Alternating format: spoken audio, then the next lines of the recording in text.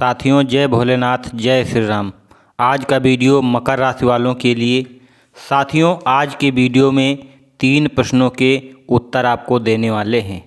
साथियों, पिछले महीनों में आपके साथ में क्या हो चुका है, सितंबर में आपके साथ में क्या हो रहा है, साथियों अक्टूबर नवंबर में आपके साथ में क्या होगा। साथियों, मैं मुकेश शास्त्री और आप देख रहे हो मुकेश नॉलेज।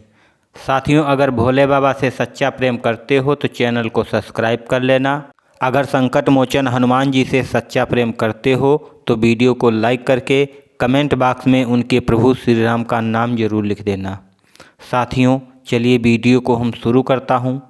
साथियों, मकर राशि वालों के लिए सबसे महत्वपूर्ण बात बता दूं, क्योंकि अक्सर लोग पूछते हैं कि मकर राशि वाले लोग किसकी पूजा अर्चना करें जिससे उनको अच्छा फल प्राप्त हो। तो साथियों, आपको बहुत ज़रूरी है ये बात जानना, क्योंकि आपकी मकर राशि है। मकर राशि का ग्रह कौन सा होता है? मकर राशि का ग्रह शनि ग्रह होता है। और शनि ग्रह के देवता कौन हैं? स्वयं कर्माधिकारी शनिदेव जी हैं।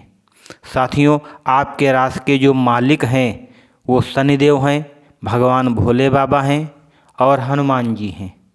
ये तीनों देवता आपके राशि के मालिक हैं। जैसे आपके घर का मालिक कौन है, आपके पिताजी हों या आपकी माताजी हों या फिर आपके दादाजी हों, उसी प्रकार आपके राशि के ये मालिक हैं। आपको अपनी राशि के मालिक की पूजा अर्चना करनी चाहिए, जिससे आपको अच्छा फल प्राप्त होगा। साथियों, अब हम आपको बता दें कि आपके साथ में क्या हो चुका है पिछले महीनों में। साथियों, शायद आप भूल चुके हो, क्योंकि आपकी मकर राशि पर शनि की 7.5 का अंतिम चरण चल रहा है। साथियों, इसके लक्षण क्या होते हैं, क्योंकि इस लक्षणों से आप पहचान सकते हो कि हम कौन कौन सी समस्याओं से गुजर चुके हैं। अगर ये लक्षण आपके साथ में घट चुके हैं या घट रहे हैं तो ये समझ लेना हम 7.5 के चपेट में चल रहे हैं। नंबर 1, परिवार में कहासुनी या परिवार में मनमुटाव या परिवार में विवाद या विवाद में झगड़ा। साथियों, ये 7.5 के लक्षण हैं। नंबर जो 2 है, आपके पास जो भी कमाई का साधन है, चाहे नौकरी हो या कोई व्यापार हो, उसमें बार बार बाधाएं आना, उन्नति होती ही नहीं है, व्यापार हमेशा घाटे में रहता है। ये 7.5 के लक्षण होते हैं। साथियों, जो तीसरा है, जो भी आपके पास कमाई का साधन है उसमें बार बार घाटा आना। साथियों, जो भी कार्य करते हो बनते बनते बिगड़ जाता है, पूरा ही नहीं हो पाता है। नंबर 4, आपके ऊपर कर्जा। कोई ज़रूरी नहीं है कि सरकारी ही कर्जा हो, घरेलू कर्जा हो सकता है, रिश्तेदारों का कर्जा हो सकता है। अगर आप कर्जे के बोझ से दबे हुए हो तो ये पक्का समझ लेना आप 7.5 के चपेट में चल रहे हो। नंबर 5वां, आपको शारीरिक कष्ट, चोट लगना, एक्सीडेंट होना या फिर बार बार बीमार पड़ना या कोई बड़ी बीमारी का संकेत, ये साथियों शनि के 7.5 के लक्षण हैं। साथियों, अगर ये लक्षण पिछले महीनों में आपके साथ में घट चुके हैं तो ये समझ लेना कि आपका समय कैसा बीता है। साथियों, नंबर जो 2, आपके साथ में क्या हो रहा है। साथियों, अगर बात करें ग्रहों नक्षत्रों के आधार पर तो साथियों ये लक्षण इस समय भी आपके साथ में घट रहे होंगे। साथियों, अब तीसरा प्रश्न है कि आगे अक्टूबर और नवंबर इन महीनों में आपके साथ में क्या होने वाला है। तो साथियों, आपके साथ में यही घटनाएं आगे महीनों में भी होने वाली हैं, क्योंकि ये शनि की 7.5 का अंतिम चरण समाप्त कब हो रहा है? 29 मार्च 2025। साथियों, अभी बहुत समय है।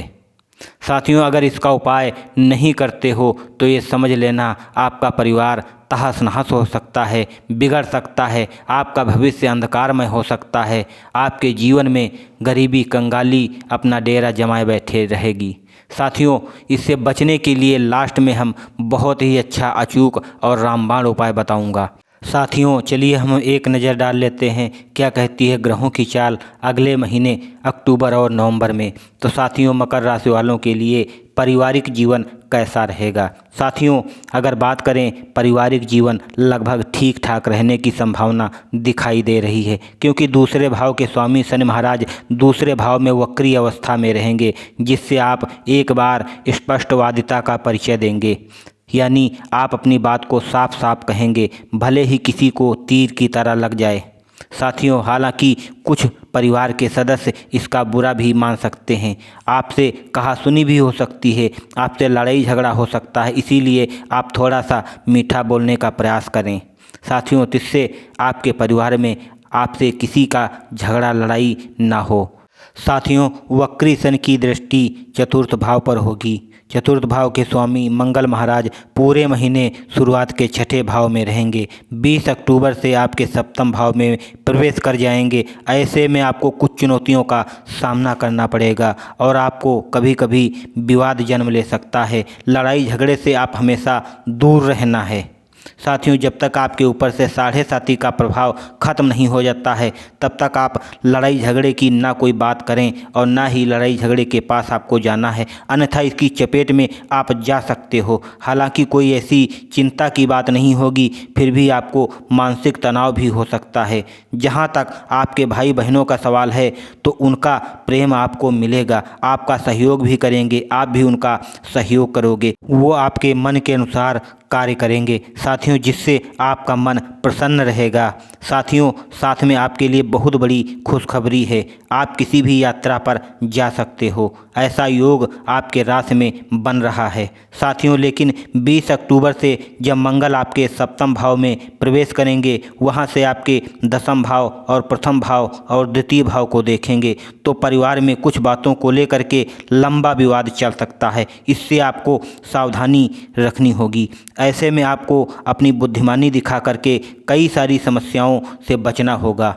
साथियों, चलिए अब हम जान लेते हैं कि अक्टूबर और नवंबर के महीनों में कैसी रहेगी आपकी आर्थिक स्थिति, यानी रुपया पैसा कैसा रहने वाला है। साथियों, आर्थिक स्थिति को देखा जाए तो मकर राशि वालों के लिए लगभग ठीक ठाक रहने की संभावना दिखाई पड़ रही है, जबकि मंगल महाराज छठे भाव में बैठकर द्वादश भाव को देखेंगे, जिससे आपके खर्चों में कटौती करने का योग बनाएंगे। साथियों, ये आपकी मदद करेंगे। हालांकि आपको धन प्राप्ति के अच्छे अवसर प्राप्त हो सकते हैं, लेकिन विशेष रूप से 13 अक्टूबर से जब शुक्र महाराज आपके दसम भाव में प्रवेश करेंगे, तो ये समय आपकी आर्थिक रूप से अच्छा रहेगा, आपकी उन्नति होगी, आपके व्यापार में अच्छा खासा आपको मुनाफा मिलेगा, धन धान्य की प्राप्ति होगी। वहीं बृहस्पति महाराज पूरे महीने पंचम भाव में विराजमान रहेंगे और वहीं से विराजमान रहकर सप्तम भाव पर भी दृष्टि अपनी डालेंगे। साथियों, इससे होगा क्या? इससे ये होगा कि आपकी आमदनी जो भी हो रही है, उसमें और भी अच्छा खासा मुनाफा होगा, अच्छा खासा फायदा होगा। इसलिए आपको चिंतित होने की आवश्यकता नहीं है। सूर्य और बुध आपके दसम भाव में महीने के उत्तरार्ध में आ जाएंगे, तब आपको सरकारी क्षेत्र से भी लाभ मिल सकता है। साथियों, व्यापार करने वाले लोगों को यात्राओं से लाभ तो होगा ही, बल्कि व्यावसायिक क्षेत्रों से जुड़े लोगों को बार बार संपर्क करने से कुछ बढ़िया अच्छा खासा मुनाफा हाथ लग सकता है। आपकी आर्थिक स्थिति सुधर जाएगी। साथियों, अब हम जान लेते हैं कि कैसा रहेगा आपका स्वास्थ्य। साथियों, अक्टूबर और नवंबर महीनों में। साथियों, अगर बात करें स्वास्थ्य की दृष्टिकोण से, तो मकर राशि वालों की ठीक ठाक रहने की संभावना दिखाई देती है। फिर भी आपको सावधानी रखनी होगी, क्योंकि साथियों, कुछ समस्याएं आपके साथ में हो सकती हैं, जैसे दांतों में दर्द, मुंह के छाले या गले में दर्द होने की संभावना दिखाई दे रही है। साथ में ही पेट से जुड़ी समस्याएं आपको परेशान कर सकती हैं। साथियों, इसके अलावा भी अगर बात करें प्रेम संबंधों की, प्रेम संबंध भी आपका कुछ बढ़िया रहने वाला है, लेकिन बीच बीच में आपको परेशान कर सकता है, आपस में लड़ाई झगड़ा हो सकता है, क्योंकि कहीं साढ़े साती आपका पीछा नहीं छोड़ने वाली है। साथियों, आप यात्रा पर जाएं तो अपने प्रेमी के साथ में जाएं, इससे आपका दोनों का मन प्रसन्न रहेगा और आपस में लड़ाई झगड़े होने की कम संभावना हो जाएगी। साथियों, आपको ये मैंने मेन चीज़ें आपको भविष्यवाणियाँ बताई। साथियों, अगर पूरी भविष्यवाणी सुन लोगे तो आपका दिमाग चकरा जाएगा। इसके चक्कर में आप मत पड़ो, मेरी सलाह यही है। क्योंकि साथियों, अगर विस्तृत जानकारी आप हासिल करोगे तो साथियों आपके साथ में कुछ अच्छा नहीं होने वाला है। आप अगर हासिल करना चाहते हो तो साथियों हमारा ये उपाय हासिल करो। साथियों, इससे आपको साढ़े साती से मुक्ति मिल जाएगी। साथियों, जब भी आपको साढ़े साती से मुक्ति मिल जाएगी तब आपके साथ में सब ही अच्छा होने लगेगा, साथ में ही मंगल होगा। साथियों, उपाय क्या है? साथियों, आपको हम 2 महा अचूक उपाय बताने वाला हूँ। नंबर 1, अगर शनिदेव की साढ़े साती से आप मुक्ति पाना चाहते हो तो शनिवार के दिन आप शनि चालीसा का पाठ करें। कितनी बार करना है? साथियों, 3 बार आपको करना है। साथ में कुछ चीज़ों का आपको ध्यान रखना है। पूजा करते समय आपको काला कपड़ा ही पहनना है। साथ में ही ये भी ध्यान रखना है, अगर कोई भिक्षुक आ जाए, कोई ब्राह्मण आ जाए तो उसको काले खाने पीने की वस्तुएं दान करें। साथ में काला वस्त्र भी दान करें, जिससे शनिदेव प्रसन्न हो जाएंगे और अपना कोप, अपना प्रभाव आपके ऊपर से हटा लेंगे। साथियों, जो दूसरा है वो बहुत ही महाशक्तिशाली उपाय है। साथियों, शनिदेव जो है कर्माधिकारी का दर्जा दिया गया है। साथियों, ये सबके ऊपर अपनी दृष्टि डाल चुके हैं, चाहे ब्रह्मा हो, चाहे विष्णु जी हो, चाहे महेश हो, किसी को नहीं छोड़ा है, किसी को नहीं बख्शा है। लेकिन एक ऐसे देवता हैं जिनके ऊपर इनकी दृष्टि अभी तक न डाल पाए हैं और न डाल कभी पाएंगे। साथियों, उनके ऊपर शनिदेव का प्रभाव कभी नहीं चलता है। उनके ऊपर तो उनके ऊपर, इनके भक्तों पर भी इनका प्रभाव कभी नहीं चलता है। साथियों, वो कौन है? वो स्वयं साथियों ओम रामदूताय नमः। साथियों, श्री राम के दूत हैं। साथियों, इनके ऊपर शनि का कोई प्रभाव नहीं रहता है और न ही इनके भक्तों पर इनका कोई प्रभाव रहता है। साथियों, जो भी इनकी शरण में जाता है साथियों, वो चाहे साढ़े साती हो या ढैया हो, इससे मुक्त हो जाता है। साथियों, हनुमान जी को प्रसन्न कैसे करें? साथियों, हनुमान जी को प्रसन्न करना एक बच्चों का खेल है। साथियों, अगर सुन लोगे तो साथियों खुशी का ठिकाना नहीं रहेगा। आपका भविष्य बदल जाएगा, आपका घर परिवार बदल जाएगा। साथियों, आपके घर में मंगल ही मंगल होगा। साथियों, आपको नंबर 1 कुछ ध्यान रखना है, अपने घर में कोई भी प्रकार का मांस मदिरा घर में प्रवेश करने नहीं देना है। साथियों, जिस घर में मांस मदिरा इनका सेवन किया जाता है उस घर में बालाजी की कृपा नहीं, उनका क्रोध बरसता है। साथियों, वो घर तबाह ही हो जाता है। साथियों, अगर इनको प्रसन्न करना है तो इनका नाम नहीं लेना है, याद रखना है। एक ऐसा नाम आपको बता रहा हूँ, वो बालाजी का नाम भी है और इनके प्रभु श्री राम का नाम है। साथियों, वो नाम है ओम ओम ओम। 3 बार ओम कहना है, फिर रामदूताय नमः। साथियों, ये कम से कम आपको 108 बार करना है। साथियों, चाहो तो 3 मालाएं कर सकते हो। साथियों, अगर ऐसा करते हो तो आपके घर में आपके ऊपर होगा हनुमान जी का आशीर्वाद। साथियों, हनुमान जी वहीं जाते हैं जहां पर इनके प्रभु का नाम लिया जा रहा हो। हनुमान जी वहीं जाते हैं जहां पर इनके प्रभु का गुणगान गाया जा रहा हो। हनुमान जी वहीं जाते हैं जहां पर इनके प्रभु का भजन गाया जा रहा हो। साथियों, चाहे वो क्यों ना ही इनका कोई दुश्मन ही हो। साथियों, इसी के साथ में जय हिंद, जय वंदे मातरम।